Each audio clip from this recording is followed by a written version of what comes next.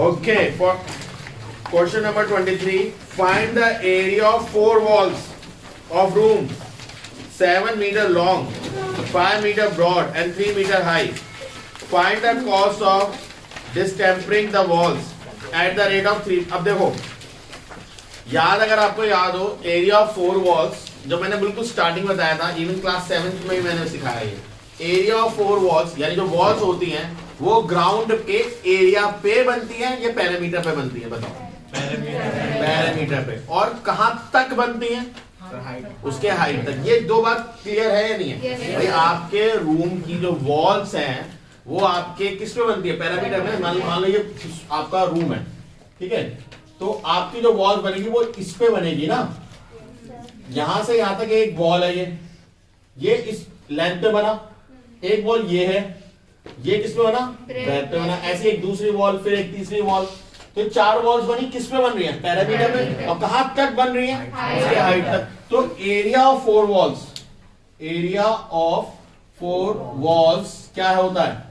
Parameter of base into height. समझ में आया नहीं है? और पैरामीटर ऑफ बेस क्या होता है? फटाफट बताओ। 2l + b into h 2। अब l क्या दे रखा है क्वेश्चन में? जरा रीड करो फटाफट। 7। ब्रेथ कितनी है? 5। और हाइट कितनी है? 3। तो 2 इंटू 7 + 5 12 इंटू 3 ये हो जाएगा 26 इंटू 2 = 72। Very good. ये सब मीटर में था? स्क्वायर। ठीक है, अब ये एरिया आ गया आपके पास। अब उसने कॉस्ट गिवन है। अब देखो कॉस्ट को ना थोड़ा आइडेंटिफाई करना सीखो आप लोग। आप कर सकते हो सारे के सारे कॉस्ट। उन्होंने बड़े स्मार्टली क्या बोल रखा है? द कॉस्ट ऑफ डिस्टेंपरिंग इतना इतना ₹3.15 पर मीटर स्क्वायर। इसका मतलब है 1 meter square of area cost कितनी है? ₹3.15। तो ये कॉस्ट है 1 मीटर स्क्वायर की, और इतना मीटर स्क्वायर एरिया है। तो टोटल कॉस्ट क्या हो जाएगी? Total cost equals to multiply कर दो। अब ये मल्टीप्लाई अगर कोई बच्चे के सर मल्टीप्लाई क्यों कर रहे हो, तो मुझे बताओ भाई, ये तो बिल्कुल 3rd या 4th में सिखाते हैं। जब एक पता हो और बहुत सारा निकालना हो तो मल्टीप्लाई करते हैं। याद है? बहुत पुरानी बात कर दी, दादा दादियों की है उस टाइम की नहीं, अभी थोड़ी टाइम पुरानी है। जब एक का पता है, 1 मीटर स्क्वायर का पता है और इतने का निकालना, तो आप क्या करोगे? मल्टीप्लाई। क्लियर है? कोई डाउट है किसी को? Okay, question number 24। जल्दी से कोई भी एक जना रीड कर दो लाउड वॉइस में, जल्दी। Find the cost of the paper of all the walls of the room. आराम से, जल्दी जल्दी। If each piece of paper is 40 centimeter wide and 60 centimeter long, the room is 6 meter long, 4 meter wide, 3 meter high, and the cost of paper is ₹1.40 per piece. Allow 11 meters square for doors, etc., and assume that a whole number of pieces has to be bought. Okay, अब देखो बड़ा खतरनाक question है भाई ये। क्या बोल रहा है? Find the cost of paper for walls of a room if each piece 40 centimeter by 60 meter centimeter long. इतना समझ में? यानी एक पेपर है, ठीक है, इसकी जो लंबाई दे रखी है वो देखिए 40 सेंटीमीटर और वेट है 60, जो भी आप समझो, ठीक है। अब जो रूम है वो 6 मीटर लॉन्ग है, 4 मीटर वाइड है और 3 मीटर हाई है। कॉस्ट ऑफ पेपरिंग 1.40 पर पेपर, यानी एक पेपर का कॉस्ट दे रखा है। Allow 11 meter square for doors. 11 meter square जो एरिया है वो किसके लिए? दरवाजे के लिए। भाई अब मुझे बता दो कौन सा घर में ऐसा कमरा है जिसमें दरवाजा नहीं है? छत से एंट्री मारते हो क्या उस रूम में? भाई कोई भी 4 वॉल्स होंगी आपके रूम में, तो ऑब्वियसली उसमें आप एक अंदर जाने के लिए दरवाजा तो छोड़ते हो, ठीक है। तो उन्होंने क्या बोला? 11 मीटर स्क्वायर जो जगह आपने छोड़ी है वो किस लिए? डोर के लिए। अब उसमें थोड़ी लगा देते हो पेंट वाल जो आपने लगाया वॉलपेपर चिपका रहे थे, दरवाजे पे भी चिपका दिया। अब खोलोगे ऐसे दरवाजा, फाड़ोगे उसे? समझ में आया या नहीं आया? तो सबसे पहले आप वही सेम करिए, एरिया ऑफ 4 वॉल्स निकालिए। Area of 4 walls. अब ध्यान से सुनो, एरिया ऑफ 4 वॉल्स के लिए क्या चाहिए? 2l + b into h। ये मैं आपको समझाऊंगा नहीं, अभी मैंने आपको करके बताया था। Parameter into height. Parameter of base 2l कितना दे रखा है रूम का? फटाफट बताओ। 6 प्लस वाइड कितना है 4 इंटू हाइट कितना है 6 plus 4 10 into 2 20 into 3 60 meter square. ये टोटल एरिया आ गया। अब इसमें से 11 मीटर स्क्वायर क्या है, उन्होंने क्या बोला, allow 11 meter square for door. अब मुझे बताओ 11 मीटर स्क्वायर जो डोर है उस पे आप लगाओगे वो पेपर, वो नहीं लगाओगे। So remaining area of walls 60 minus 11 that means 49 meter square. इतनी बात सबको समझ में आई? फिर वो आपसे बोल रहा है कि एक जो शीट है वो उसका एरिया क्या होगा, नंबर ऑफ पेपर भी तो निकाल लें। एक पेपर उन्होंने दे रखा है, अब उसके नंबर ऑफ पेपर कैसे निकालोगे, एरिया ऑफ वन पेपर कितना होगा, लेंथ इंटू ब्रेड्थ। बट ध्यान दो 40 अपॉन 100 इंटू 60 अपॉन 100, ये 100 क्यों करा मैंने, क्योंकि आपको ये चीज सेंटीमीटर में गिवन थी और यहां पे ये सारी चीज में किसमें था, मीटर। सो 0 से 0 0 से 0 4 6 24 डिवाइडेड बाय 100 कितना आया 0.24 मीटर स्क्वायर। और बाहुबली आराम से, ठीक है, समझ में आया ये सभी को? बहुत ही बढ़िया। अब निकालना है number of paper, number of wallpaper या पेपर जो भी लिखना मांगो। अब मुझे बताओ, अगर आपको टोटल एरिया पता है और ये छोटे छोटे पेपर का एरिया पता है, नंबर ऑफ पेपर निकालना है, कैसे करते हैं, डिवाइड करते हैं total area divide by area of one paper. तो total area upon area of one paper.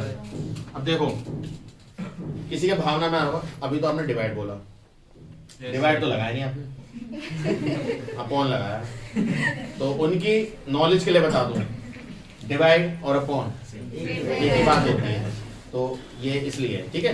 तो टोटल एरिया कितना है भाई 49 और ये कितना है 0.24, पॉइंट हटाओ भाई, ठीक है, ओके। 49 24 कटेगा 50 आएगा, 12 आएगा, अरे 4 6 24 25।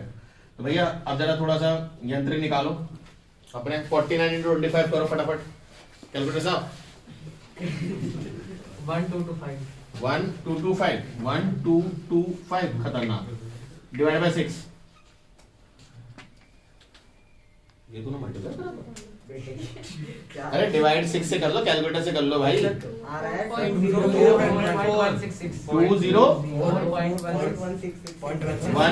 अरे जो भी आ रहा है ना कुछ। आप देखो उसने बहुत क्लियरली मेंशन करा था लास्ट टाइम, उसकी जरा पढ़ना क्या बोल रहा है वो भाई हमारा। अब देखो होल नंबर मतलब, अब उससे ये तो नहीं कहोगे, इसका मतलब क्या है पता है, इसका मतलब क्या है 204 तो पूरे पेपर लगे, एक अगला पेपर आधा कुछ लगा, तो ऐसे तो नहीं कहोगे थोड़ा सा काट के दे दे ऐसे कहोगे आप उससे। तो 204 तो पूरे पेपर लगे, बट थोड़ी सी जगह रह जाएगी, फिर अब उस जगह क्या कह रहे हैं, छोड़ दें। अच्छा लगा पूरी वॉल ये की छोड़ दी, कमी हो गई थी पेपर की, दे नहीं रहा तो आप तो पूरा लोगे ना भाई। अभी हम लोगों ने अपने घर में पाइपिंग करी है, रेलिंग लगवाई है, तो रेलिंग में हम क्या हो 20 मीटर का वो होता है पूरा का पूरा रेलिंग वाला पाइप।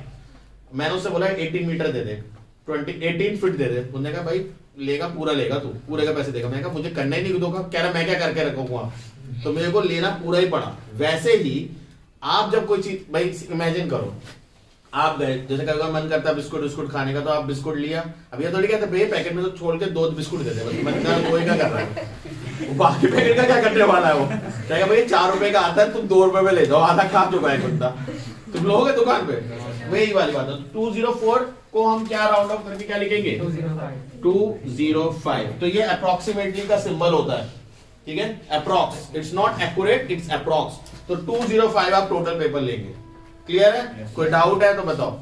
ठीक, नेक्स्ट क्वेश्चन बताओ फटाफट। मतलब जब बॉक्स में फिट नहीं हो रहे थे वो वाला मेथड। हाँ तो वही बस सेम मेथड है। ओके।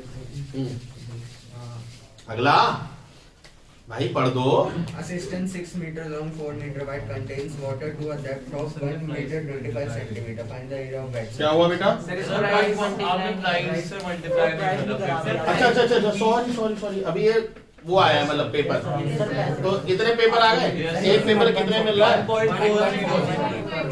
1.40। यही दुकान पे जाना है खरीदने, इतना सस्ता पेपर दे रहा है भाई। 205 पेपर खरीदे, एक पेपर 1 रुपीज 40 पैसा, मल्टीप्लाई कर लेना, टोटल कॉस्ट आ जाएगी बस। अब वो जाएगा, बट जाना इसी दुकान पे है भाई, बड़ा सस्ता दे रहा है मतलब कौन से पापा के जमाने का लिखा था क्या? हाँ बताओ 25 क्वेश्चन पढ़ो क्या है। A cistern 6 meter long, 4 हाँ। meter wide contains water to a depth of 1 meter 25 centimeter. एक minute, 6 meter wide, Sir, long. 6 meter long, 4 meter wide. हाँ, और कहाँ तक पानी कर रहा है? 1 meter 25 centimeter. 1 metre, 25 centimeter. हाँ यानी ये, हाँ, Find the area of that surface. Find the area of wet surface. अब देखो ये एक सिस्टम बोलो या आपका एक टंकी काइंड ऑफ है जिसमें वेट सरफेस। अब देखो बच्चे इतने यूज टू रट जाते हैं इस चीज को कि वो सोचते हैं यार एरिया 4 वॉल्स, एरिया 4 वॉल्स, यहाँ भी एरिया 4 वॉल्स, इतना खतरनाक रट डालते हैं। ये क्वेश्चन काफी हद तक स्विमिंग पूल जैसा नहीं है, यस सर। बताओ स्विमिंग पूल का ही तो है। अब वेट सरफेस पूछ रहा है। अब अगर आपने से पानी भर दिया जो कि 1.25 हाइट तक है, तो ऊपर वाली सरफेस तो मतलब एक तरीके से बोल रहे हैं कि वहां खाली है, क्योंकि उसका हमें नहीं पता। अब कौन कौन सी सरफेस गीली हुई होंगी? उसकी 4 दीवार और बेस नहीं गीला हुआ होगा, उसे क्यों भूल जाते हैं? तो अगर आपको करना है area of wet surface equals to 2L plus B into H, ये तो 4 वॉल्स का हो गया, plus L into B. L into B क्यों? जल्दी बताओ, क्योंकि बेस को भी लेना है। ये एरिया ऑफ 4 वॉल्स हुआ है, ये L इंटू बी क्यों करा है? क्योंकि एरिया ऑफ बेस भी लेना है। समझ में आई बात है नहीं है? तो भैया हाँ क्या हुआ? नहीं है, क्या कह रही है? इसने बोला, मैंने कहा इसने बोला है अभी। ठीक है, अगर किसी को कोई डाउट है आप इसे मल्टीप्लाई कर लो तो क्या आएगा? 2LH 2BH और LH LB, तो ये वही फॉर्मूला हो गया 2LB 2LH 2BH total surface area, जो कि छत भी हम इंक्लूड करते थे क्योंकि लेड लेते थे। अब विदाउट लेते थे तो क्या लिखते थे? L इंटू बी, सिर्फ एक, तो वही फॉर्मूला है। ठीक है, तो इसे वैल्यूज डाल दो। 2L कितना है? 6, बेस कितना है? 4, हाइट कितनी है? 1.25 प्लस 6 इंटू 4, तो 2 इंटू 10 इंटू 125 अपॉन 100 प्लस 24, तो ये आएगा 5 जा 4 जा 2 1 जा 2 जा 5 जा 25 25 24 कितना आ रहा है? 49 मीटर स्क्वायर। क्लियर है? ये वेट सरफेस है। कोई डाउट है? बाकी क्वेश्चन होमवर्क से कर सकते हो, बाकी ये क्वेश्चन होमवर्क से कर सकते हो। अगर कोई डाउट होगा तो कल पूछ लेना, ठीक है? वो इजी है, हार्ड नहीं है, इसलिए मैं बोल रहा हूँ। ठीक है, उसमें कुछ नहीं करना। 7th क्लास की जगह डॉट डॉट डॉट लाइन खींच देनी है, 2-3 रेक्टेंगल बन जाएंगे, उन्हें सॉल्व कर देना। ठीक है, इसके बाद आता है आपका, इसमें कोई भी अगर डाउट हो तो प्लीज मैं पूछ रहा हूँ, अभी भी बोल रहा हूँ, अगर इसके बाद 25 के बाद भी कोई डाउट, 30 क्वेश्चन है आई थिंक टोटल। 27 क्वेश्चन है, 30 30 है। 27 बताओ। अच्छा 27 का डाउट है, तो एक काम करते कर ही देते हैं, छोड़ो। 26 भी बताओ क्या है? 26 बताओ। Find the area and perimeter of the shape illustrated in the figure given below. The corners are all चलो पहले से पॉज करो, नोट कर लो। ये पॉज है, यस सर। ये भी भाई 2 इंटू 5, यस सर। और ये भाई 6 इंटू, ये कितना है? ये 3 है, ये 5 था, तो ये बचा हुआ कितना होने वाला था? 2। कोई डाउट है किसी को? 2 इंटू 5 10, 10 प्लस है 20 20 प्लस 12 32 हो गया। सब ठीक है। थोड़ा बाद में शुरू होगा। कोई नहीं, करना क्या है, लाइन यहाँ के खींचनी है, फर्स्ट सेकंड थर्ड ट्रायंगल आ गए, ये 5 है, ये 2 है, तो इसका ट्रायंगल आ गया, ये और ये सेम है रेक्टेंगल, तो क्या हो जाएगा? 10 प्लस 10 20। अब ये टोटल कितना है? यहाँ से यहाँ तक 3, टोटल यहाँ से यहाँ तक कितना था? 5। ये भाई साहब कितने हुए? 2। चलो ओके, 27 में क्या डाउट है जरा देखते हैं। ये आधा अच्छा सा फिगर है, अरे भैया क्या है ये फिगर? गुड इवनिंग, ऐसे ही ना फिगर? Yes sir. ये है 3 1/2। देखो जो फिगर में दे रखा है 3 1/2 में से चेंज करके लिख रहा हूँ 3.5, कोई डाउट तो नहीं है? ठीक है, अब ये 2 Sir, 3/4 2.75. तो 2.75, ठीक है, Yes, sir. ये यहाँ से यहाँ तक, अच्छा, और ये 4.5 और 4.25, Yes, sir. 4.14 1/4 था, Yes, sir. तो 4.25 और ये टोटल 12 है, ठीक है, और ये 4 है और ये 4.5 है। कोई डाउट है किसी को इसमें? भाई इसमें रेक्टेंगल चूज करने में क्या दिक्कत हो गई फिर तुम्हें बताओ? देखो ये है 3.5, Yes, sir. ये 4.5। अब ध्यान दे देखो, अगर मैं यहाँ से ऐसे गिरा दूं Yes, sir. तो ये तो 4.5 पता है, Yes, sir. ये कितना है भाई साहब? 3.5. 3.5, ये कितना है? 3.5 4.5 8. 8, बचा हुआ 4. टोटल कितना? 12. तो बचा हुआ Minus 8 equals to 4. Exactly 12 minus 8. 8, क्योंकि इन दोनों का 8 करोगे 8 था, तो कितना आएगा? 4। तो 4.25 into 4, इसका एरिया आ जाएगा? Yes, sir. कोई डाउट? बहुत ही गजब। 3.5 50. इसे जोड़ दो, ये कितना है भाई साहब? 4. 4, और ये पता है आपको? No, sir. पक्का? ऐसे कैसे हो गया नहीं पता? देखो यहां से ये कितना है? Sir, ये 3 है. ये 4.25 और ये जोड़ो कितना हो गया? 4.25 और 2.75 जोड़ो। अरे 4 और 2 7. 4 और 2 6 0.25 0.75 कितना हो गया? 7। तो यहां से यहां तक ये कितनी हुई? 7। अब से आया समझ में? Yes, sir. अब 3.5 into 7 नहीं कर दोगे? Yes, sir. कर दोगे, सेकंड का एरिया आ जाएगा। Yes, sir. पहले का एरिया क्या था? 4.25 into 4 प्लस दूसरे का 3.5 into 7 प्लस 4.5, ये भाई साहब कितने हैं? टोटल 7 4, तो ये कितनी? 3 into 4.5 मल्टीप्लाई करके ऐड कर दो, आंसर आ गया। Okay sir. कोई डाउट है? अभी बताओ, पक्का? ओके, नेक्स्ट एक्सरसाइज में हमें करना है ट्रायंगल। अब सुन लो भैया, सुन लो, ठीक है। हमें 3 तरीके के ट्रायंगल के बारे में हमने पढ़ा है, ठीक है। अभी हम सबसे पहले बात करेंगे इक्विलेटरल ट्रायंगल की। अगर ट्रायंगल किसी भी तरीके का हो तो बेस अलग अलग होता है। बेस अलग अलग कैसे? बुक दिखाना 2 मिनट, ड्राइंग बना दो, इसमें चलेगी? चलो, इसलिए आगे नहीं बैठता, बुक चढ़ा देते हैं, ठीक है। देखो ये ए है, ये बी है, ये सी है। अगर ये दिख रहा है सभी को, दिख रहा है? तो अभी भाई बी सी हमारा बेस है? अगर मैं ट्रायंगल को ऐसे दिखाऊं तो ए सी बेस हो गया, और अगर मैं ऐसे ट्रायंगल को दिखाऊं तो ए बी बेस हो गया। तो आप किस को बेस बोल सकते हो बताओ? बिठा लेना, मिट जाए। हाँ, किसको बेस बोल सकते हो? किसी को भी बोल सकते हो। आप जिस रेफरेंस से देख रहे हो वो रेफरेंस से नीचे जो आ रहा है उसे बेस बोलते हैं। अगर मैं अभी ए ऊपर लिख दूं और बी सी नीचे लिख दूं तो मेरे लिए बी सी बेस हो गया। अब मजेदार बात ये है कि जो बेस हो गया वो 2 पॉइंट इंक्लूड कर लेगा अपने अंदर। एक पॉइंट बच गया, उस पॉइंट से परपेंडिकुलर गिराओ नीचे। उस पॉइंट से क्या गिराओ? परपेंडिकुलर। ये गिरा परपेंडिकुलर, 90 डिग्री गिरा परपेंडिकुलर, तो 90 डिग्री। इसको ही क्या बोलते हैं? हाइट।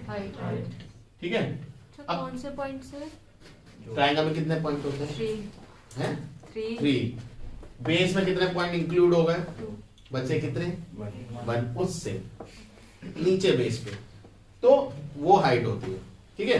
अब कई जगह में तो बच्चों को समझ आता है, वेरी गुड, आ गया। अब देखो, कभी कभार ट्रायंगल ऐसा भी तो हो सकता है,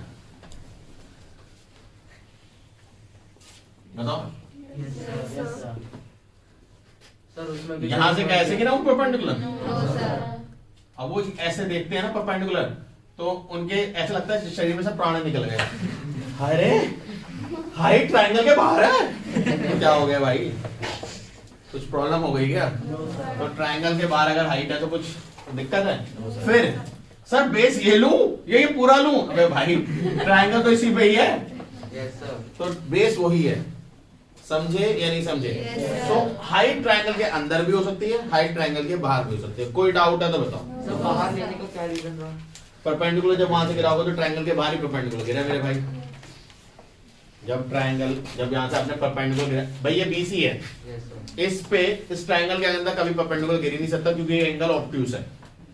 ऑब्ट्यूस ट्रायंगल में अगर हमेशा बेस AC हो तो फिर B से गिर है बेटा? सर, अगर बेस AC हो बेस AC हो, हाँ तो B से भी यहाँ गिरा लो। तो वही बोला ना, रेफरेंस कुछ और लिया। अभी हमने जो बेस लिया है उसमें हमारा एक एंगल ऑब्ट्यूस है। जब भी बेस में एक एंगल ऑब्ट्यूस एंगल होगा, कभी भी हाइट ट्रायंगल के अंदर गिर ही नहीं सकती, कभी नहीं गिर सकती। तो जब ट्रायंगल के अंदर हाइट गिर ही नहीं सकती तो हम क्यों बहस कर रहे हैं इस बात पे? ठीक है, अब बेस के साथ वो परपेंडिकुलर होना चाहिए। अब तुम कहोगे हाय रे दैया बेस तो यही खत्म हो गया, तो बेस बढ़ा लो भाई, मना कर रहा है क्या कोई? रोक लेगा हाथ तुम्हारे, बढ़ाओ। बट क्योंकि ट्रायंगल के लिए बेस BC यही यूज हुआ है, आपने सिर्फ चेक करने के लिए इसे आगे बढ़ाया है, बेस आगे नहीं बढ़ा लिया।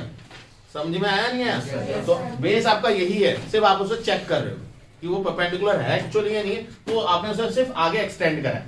फिजिक्स में भी तो करते हैं, कई चीजें एक्सटेंड करनी पड़ती है, सिर्फ वो ऐसा ही है कुछ। कोई डाउट है किसी को? पक्की बात? चले आगे। तो इसका फॉर्मूला क्या होता है एरिया का? Half base into height. कोई डाउट है इसमें? पक्की बात? अब एक बात सुन लो, ये बेस हो गया H, बेस BC, यहाँ पे बेस क्या है? BC। अभी हम ट्रायंगल लेते हैं, इक्विलेटरल ट्रायंगल। कौन सा ट्रायंगल भाई? ये अभी हमने जनरल ट्रायंगल लिया था, कोई सा भी ट्रायंगल में अप्लाई हो सकता है। बेस नीचे होगा, हाइट वहां से परपेंडिकुलर होगा, आराम से कर लोगे बेटा, नीचे। ठीक है, सो A B C सारी साइड्स A हैं। इक्विलेटरल ट्रायंगल में एक आपको एक बेनिफिट होता है, अगर आपने कॉन्ग्रुएंसी पढ़ी है तो, कि जब आप यहां से परपेंडिकुलर गिराते हो, तो मान लो आपने परपेंडिकुलर किस पे गिराया? D पे। आपने किस पे गिराया? D पे। तो ये साइड और ये साइड क्या हो गई? इक्वल। कोई डाउट है? No sir. तो ये और ये कॉमन है, Yes, यस सर। ये साइड और ये साइड तो A ही है। Yes sir. समझ में आया? तो अब मुझे बताओ, अभी मैंने बोला यहां से परपेंडिकुलर गिराया, टोटल साइड ये भी A थी, बट जब हमने बोला आधा आधा बढ़ गया तो ये A/2 हो जाएगी नहीं हो जाएगी? और इसको हमने क्या बोला है? हाइट। तो क्या ये राइट एंगल ट्रायंगल नहीं है भाई? Yes sir. जल्दी से बताओ। Yes sir. अब राइट एंगल ट्रायंगल को मैं बना लूं ऐसे ऐसे ऐसे, जल्दी जल्दी, HA, और ये क्या है? A/2। तो राइट एंगल ट्रायंगल में हमने जादूगरी थ्योरम पढ़ी है, क्या होती है वो? पाइथागोरस क्या होती है? हाइपोटेनस का स्क्वायर, दोनों साइड का स्क्वायर। तो हाइपोटेनस का स्क्वायर क्या है? A square. ये A है भाई, 9 नहीं समझना। A square plus, oh sorry, equal to H square plus A/2 का स्क्वायर। बताओ सही लिखा है गलत लिखा है? हो सकता है गलत लिख दूं कई बार, इसलिए चेक कर लिया करो। सही है? तो A स्क्वायर को A स्क्वायर रखो, H स्क्वायर को H स्क्वायर रखो, A को स्क्वायर करोगे क्या होगा? और 2 का स्क्वायर 4। इस प्लस भाई साहब को जब इधर लाएंगे, क्योंकि इधर इसका भाई बंधु है ना, तो उसको उधर लाओ, तो A square minus A square by 4, तो क्या आएगा भाई? 3 स्क्वायर वो A स्क्वायर अपॉन 3। यहाँ 1 मान ले, 1 और 4 का एलसीएम 4, 1 के डेल में 4 कब आता है? 4 टाइम, तो 4 into A 4A स्क्वायर। अब जिन बच्चों को नहीं आता, जब कुछ भी नहीं है, इसको डायरेक्ट मल्टीप्लाई कर दो। 4 into A square 4A square minus A square equal to H square. समझ में आया? 4A square minus A square, जल्दी जल्दी। 3A square upon 4 equal to H square. Square को हटाओ, दूसरी तरफ क्या आ जाएगा? Under root. अब देखो भैया, 3 का तो कुछ नहीं कर सकते अंडर रूट में, इतने बड़े बड़े साइंटिस्ट नहीं कर पाए तो हम क्या करेंगे?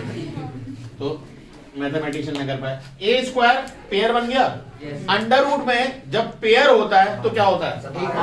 एक बार आ जाता है, 2 बार बाद। 4 के साथ भी ऐसे कर सकते हैं। 4 का क्या हुआ? 2 into 2, तो 2 बार आ गया। तो भाई हाइट आई है अभी, ठीक है? अभी खुशी मत बनाओ, ये हाइट ही आई है अभी।